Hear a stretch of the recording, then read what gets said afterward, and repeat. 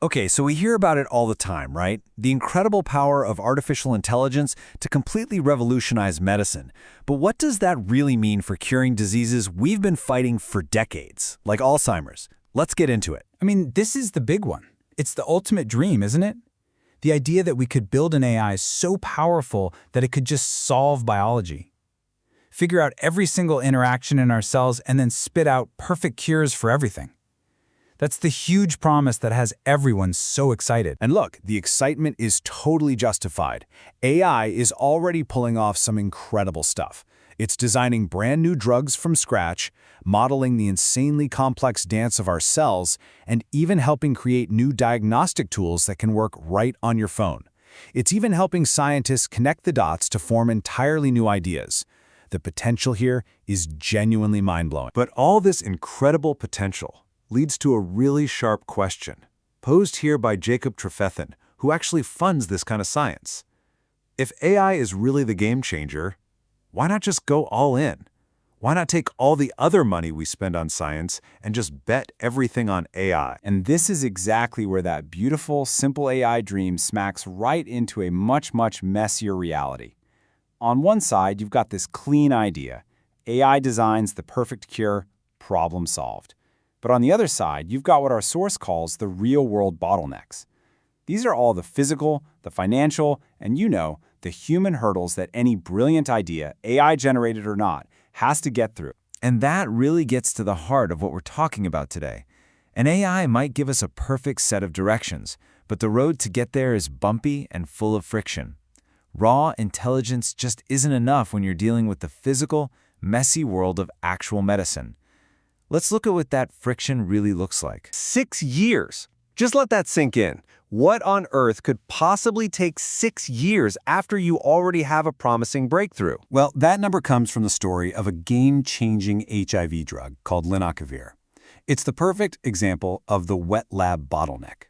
You see, scientists at Gilead found a really promising molecule, but it just wasn't stable enough to work as a drug. It took them 6 years of painstaking physical chemistry in the lab, literally adding an atom here, tweaking a bond there, to turn that great idea into a real life-saving medicine. An AI can't physically do that work for you. Okay, here's another number for you. 10 to 15 years. I mean, think about that. That's a huge chunk of a scientist's entire career. For a patient waiting for a cure, it's a lifetime. This is what's known as the clinical efficacy bottleneck. So imagine an AI designs the perfect blood test that can spot cancer super early. Amazing, right? Well, you still have to run a clinical trial for more than a decade just to prove that it actually saves lives in the real world. And by the time you finally get your answer, the technology might have already been replaced by something even better. Time itself is a massive bottleneck. And you know what's really wild?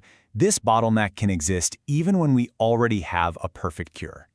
Hepatitis C is completely curable with drugs that exist today. And yet, 10,000 people in the US alone are going to die from it this year. Why? Because of breakdowns in our public health system, failures in screening people and getting them the treatment they need. Egypt, on the other hand, launched a massive public health campaign and basically wiped out the disease. So this isn't a technology problem. It's a systems problem. Okay, enough with the hypotheticals. Let's make this totally real. Let's just imagine, for a second, that AI pulls it off. Let's walk through what a true, honest-to-goodness, sci-fi cure for Alzheimer's might actually feel like, based on the story in our source material. So it starts with that moment, the one so many people dread. You get the diagnosis. But then something totally different happens. Instead of a difficult talk about managing your decline, the doctor prescribes a one-time dose of something you take up your nose, designed to kickstart your own immune system to fight the disease in your brain. And the treatment itself, I mean, it sounds like it's straight out of a movie. It's this mist you spray up your nose every day. It delivers custom RNA into your brain cells, telling them to make proteins that literally repair your brain and clear out the gunk that causes the disease. It's even designed with a built-in safety switch so it shuts itself off if it works too well. And the result? It actually works. Over a few months, you feel it. Your memory starts getting sharper. You get your mojo back. And then a PET scan confirms what you're feeling. You've literally erased 5 years of the disease's buildup. You're cured. A total miracle. But it isn't real. And that story is so important because it represents this deep, desperate hope for millions of people. But to turn that hope into a reality, we have to be honest about why it's still just science fiction. So let's really break it down. What are the specific roadblocks that would stop our miracle nasal spray, Memoravio, from ever getting to patients, even if a super smart AI designed it perfectly tomorrow? Well, even this miracle cure would run into some huge real-world walls. First, there's clinical safety. A powerful drug that alters your brain could have serious side effects like brain bleeds that might only show up after years and in thousands of people. AI can't speed up time. Then there's manufacturing.